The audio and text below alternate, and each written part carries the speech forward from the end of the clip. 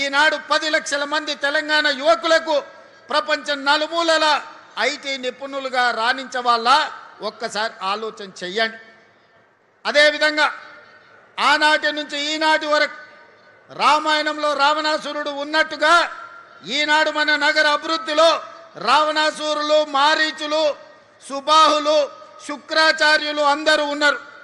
శుక్రాచార్యుడు ఫామ్ హౌస్లో వండిండు, మారీచుడిని, సుబాహుల్ని మన మీదికి వదిలిండు.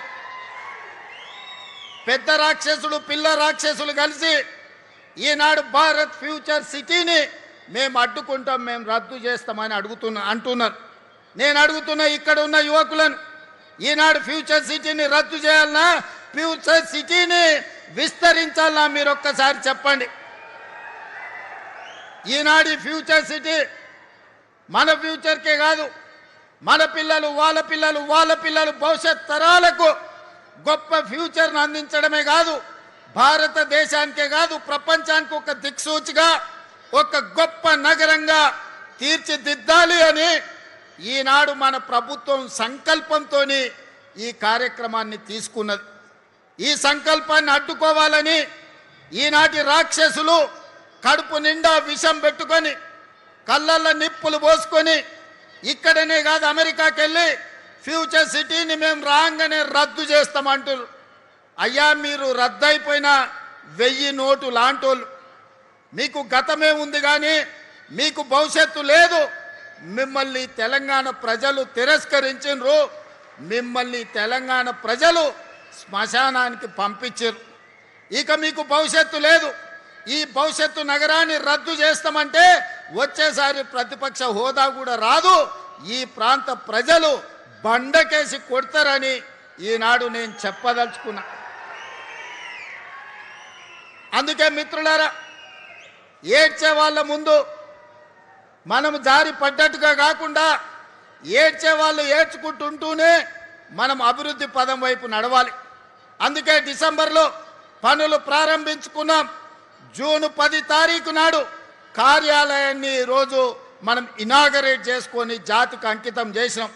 సరిగ్గా 150 రోజుల్లో ఫ్యూచర్ సిటీ డెవలప్మెంట్ అథారిటీ కార్యాలయాన్ని మీ ముందల్నే టెంకాయ కొట్టినాం, మీ ముందల్నే ఈనాడు కార్యాలయాన్ని ప్రారంభించుకున్నాం.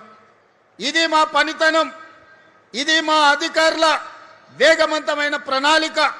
మనస్ఫూర్తిగా అధికారులను ఈనాడు ఈ వేదిక మీద నుంచి నేను అభినందిస్తున్నా. ఈ ఉత్సాహంతో ఈ నగరాన్ని 2034 $1 ట్రిలియన్ ఎకానమీకి ఈ భారత్ ఫ్యూచర్ సిటీ వేదిక కావాలి. 2034 వరకు ప్రపంచంలో టోక్యోతో, అమెరికాలో ఉండే న్యూయార్క్తోని, సింగపూర్తో పోటీ పడే నగరంగా రాబోయే 8 ఏళ్లలో సంపూర్ణంగా నిర్మించుకోవాలి. దానికి అవసరమైన ప్రణాళికలు సిద్ధం చేసుకోవాలని చెప్పి మా అధికారులకు ఆదేశాలు ఇస్తున్నా. హైదరాబాద్ నగర ప్రజలకు, తెలంగాణ మిత్రులకు నేను గుర్తు చేయదలుచుకున్నా. తొలకరి వర్షాలు నిన్ననే పడ్డాయి, పెద్ద ఎత్తున వర్షం పడలే, రోజంతా వాన పడవలే. కానీ 2 గంటనే హైదరాబాదు నగరంలో వాన పడితే రోడ్లు ఎక్కడికక్కడ స్తంభించిపోయినాయి. రోడ్ల మీద మొత్తం వర్షపు నీరు వరదలై పారింది. ట్రాఫిక్ అతలాకుతలమైంది. కిలోమీటర్ ప్రయాణానికి 2 నుంచి 4 గంటలు పట్టింది. అంతర్జాతీయ నగరం అని గొప్పలు చెప్పుకుంటే సరిపోదు. అంతర్జాతీయ ప్రమాణాలతోని మౌలిక వసతులను అభివృద్ధి చేసుకోవాలి. 10 ఏళ్ళు మేము అభివృద్ధి చేసినాం, 100 కోట్లకి ఎకరం అమ్మినామని గొప్పలు చెప్పుకున్నోళ్ళు, జబ్బలు జరుచుకున్నోళ్ళు నిన్న ట్రాఫిక్ సమస్యకు కారణం ఏందో చెప్పండి. రోడ్ల మీద మొత్తం వరద పారుతుంటే దానికి ఎవరు బాధ్యత అని నేను ఈరోజు అడుగుతున్నా.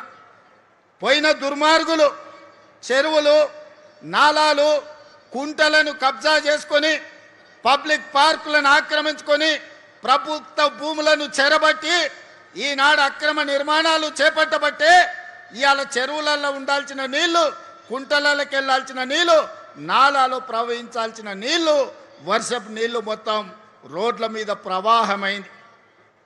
చెరువుల్లో ఉండాల్సిన నీళ్లు మన కాలనీలకు, మన బస్తీలకు వచ్చినాయి, మన రోడ్ల మీద వరదై పారింది.